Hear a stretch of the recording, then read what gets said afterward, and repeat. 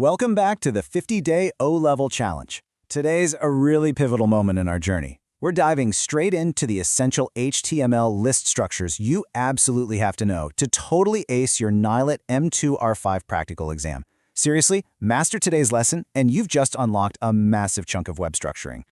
But before we even think about touching our code editors, I've got a quick formatting challenge for you. Think about this. How do you start a numbered list exactly at the letter E?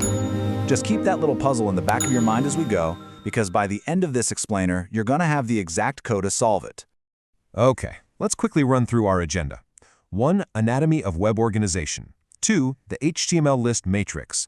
3. Exploring essential list types. 4. Mastering nested HTML lists. 5. The syllabus synthesis challenge. And 6. Preparing for day 4.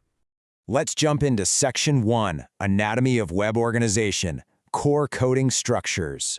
So we really need to frame just how foundational these coding structures are to, well, literally everything you interact with online. As we fire up our File Explorer to set up our Day 3 HTML lists file, keep in mind that lists aren't just simple bullet points taking up blank space. They're the actual anatomy of web organization. Think of them like a giant invisible skeleton holding up everything from basic text glossaries to those huge, multi-level drop-down menus you use on pretty much every modern website. Grasping this architecture gives you the absolute power to organize information efficiently for both the user and the web browser. Moving to Section 2, the HTML list matrix, a diagnostic cheat sheet. You're definitely going to want to take a mental snapshot of this matrix right now. It's basically your ultimate diagnostic cheat sheet for the practical exam. It perfectly breaks down your 3 core tools: unordered, ordered, and description lists. Notice how it maps out the primary use cases and, most importantly, the required child tags. Unordered and ordered lists both share that classic li tag. But the description list? That one requires DT and DD tags. It also outlines the customizable attributes examiners absolutely love testing, like type and start.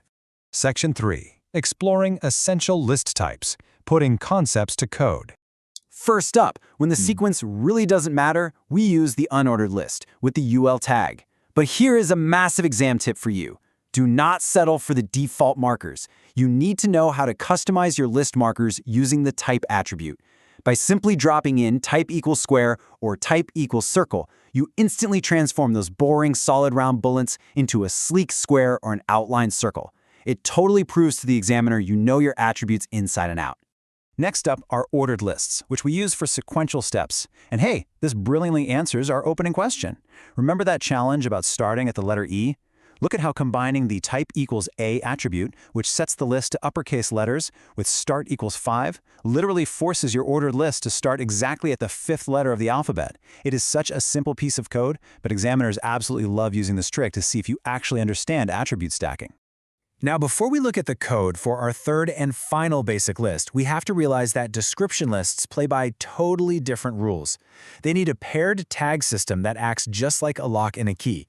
You use a description term tag, the DT, and you pair it with a description data tag, the DD, and the whole shebang gets enclosed within a parent DL list tag. The crucial thing to remember here is that your DT tag holds your actual term, in this case, HTML, while your DD tag holds the data or the definition itself. When you run this code, the browser automatically spits out a beautifully indented definition. No bullets, no custom CSS styling rules needed at all. It's naturally perfect for glossaries and FAQ pages. Section 4. Mastering nested HTML lists. Tricky nested structures. All right, take a breath because we are now at the highest cognitive load point of our explainer.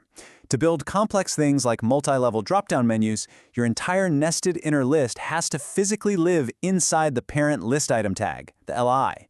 You're basically taking a brand new list and nesting it right where a standard piece of text would normally go. Seriously, pay incredibly close attention to this next part, because examiners actively hunt for this exact vulnerability.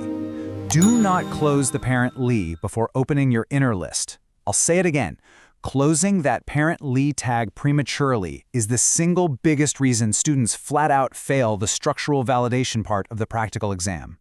So, to secure your full marks and completely dodge that rookie error, always follow this systematic 5-step logging procedure. Start by initializing your boilerplate HTML. Set up your unordered main list, carefully inject your ordered nest inside an open LI tag, define your terms with a description list, and finally, step 5, always save and execute a preview in your browser. Step 5 is your ultimate safety net, guys. If you messed up a closing tag anywhere, Chrome is going to expose it instantly. Section 5, the Syllabus Synthesis Challenge, the Day 03 Boss Battle. With your toolkit totally loaded up, it is time for the boss battle. Your synthesis challenge is to combine all 3 list types into one single file. You're going to use an unordered list for your main modules, M1 and M2. Then, safely nest an ordered list for the specific module topics. And finally, attach a description list defining the acronyms HTML and CSS right inside that hierarchy. This is exactly where you prove you really understand the anatomy of web organization. Section 6, preparing for Day 4. Tomorrow's objective. Tomorrow, we're taking a massive leap forward to master HTML tables. So, your homework for tonight is to review these 4 required tags: the table, table row, table header, and table data tags. Also, I really want you to get familiar with the advanced call span and row span attributes, because they use a structural logic that's actually super similar to the nesting we just conquered today. As we wrap up today's explainer, I've got one final thought for you to chew on. Have you shared your Day 3 nested list output in the comments yet? Drop your raw code down below. Let's see if your nesting structure is completely bulletproof, or if the examiners would catch a structural flaw. Share your work, keep coding, and I'll see you in tomorrow's explainer to conquer tables.